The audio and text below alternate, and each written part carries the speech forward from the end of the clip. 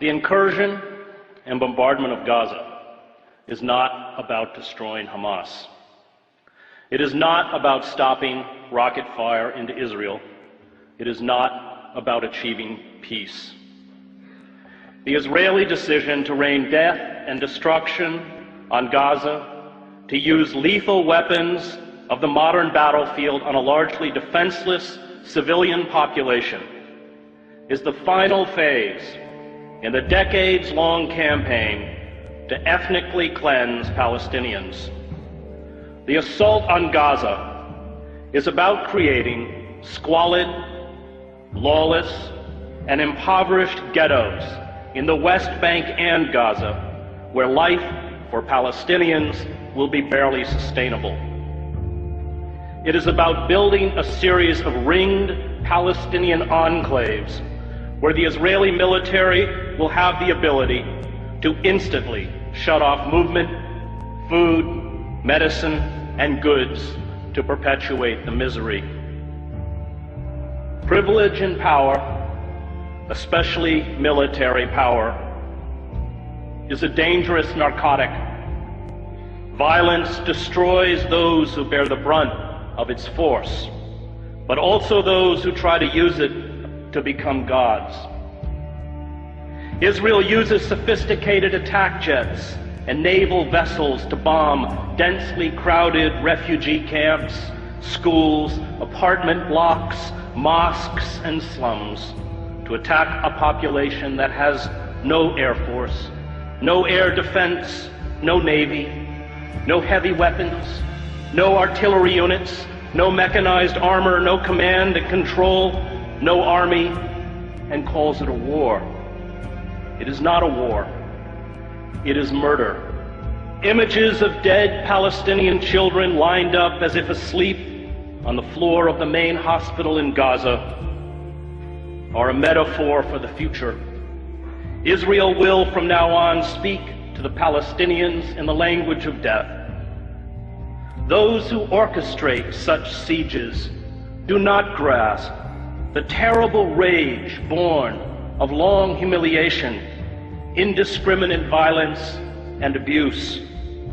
A father or a mother whose child dies because of a lack of vaccines or proper medical care does not forget. A boy whose ill grandmother dies while being detained at an Israeli checkpoint does not forget. Families who carry the broken bodies of their children to hospitals do not forget. All who endure humiliation, abuse, and the murder of those they love do not forget. This rage becomes a virus within those who eventually stumble out into the daylight. Is it any wonder that 71% of children interviewed at a school in Gaza recently said they wanted to be a martyr? The refusal by our political leaders, from Barack Obama to all but 5 members of Congress, to the major media, to speak out in defense of the rule of law and fundamental human rights exposes our cowardice and our hypocrisy. The public debate about the Gaza attack engages in the absurd pretense that it is Israel, not the Palestinians, whose security and dignity is being threatened. This blind defense of Israeli brutality towards the Palestinians is a betrayal of the memory of all those killed in other genocides in other times. The lesson of the Holocaust is not that Jews are special. It is not that Jews are unique. It is not that Jews are eternal victims. The lesson of the Holocaust is that when you have the capacity to halt genocide, and you do not, no matter who carries out that genocide or who it is directed against, you are culpable.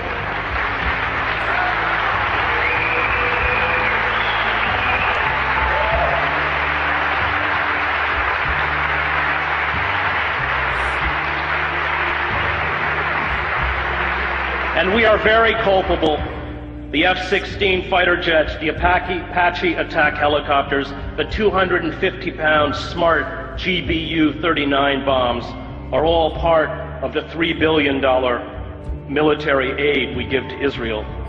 Palestinians are being killed tonight with American-made weapons. But perhaps our callous indifference to human suffering is to be expected. We, after all, kill women and children on an even vaster scale in Iraq and Afghanistan.